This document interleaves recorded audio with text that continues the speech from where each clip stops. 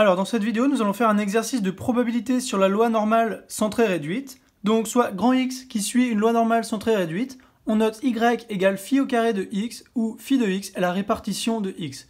Calculer l'espérance de Y.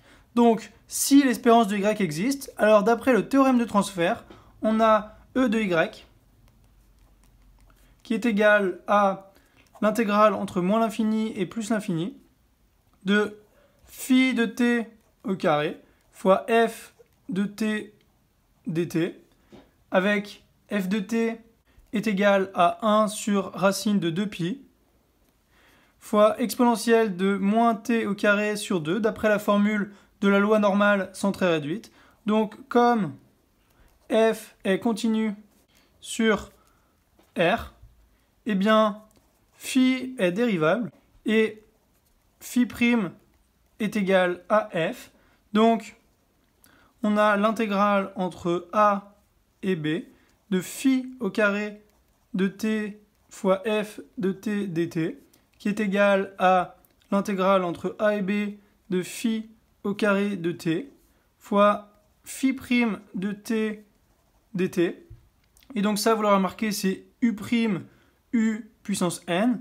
Donc ici, une primitive, c'est u puissance n plus 1 sur n plus 1. Donc phi au cube de t sur 3, compris entre a et b, c'est-à-dire 1 tiers multiplié par phi au cube de b moins phi au cube de a. Or, la limite de phi de a quand a tend vers moins l'infini, c'est égal à 0, puisque c'est l'événement impossible. Et la limite de phi de b, quand b tend vers plus l'infini, c'est égal à 1. C'est un événement certain, puisque forcément, si ça tend vers plus l'infini, eh bien la fonction de répartition, on a toujours x qui est inférieur ou égal à b.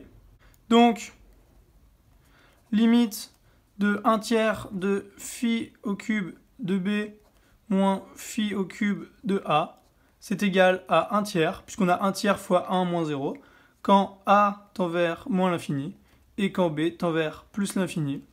D'où l'espérance de y qui est égale à 1 tiers.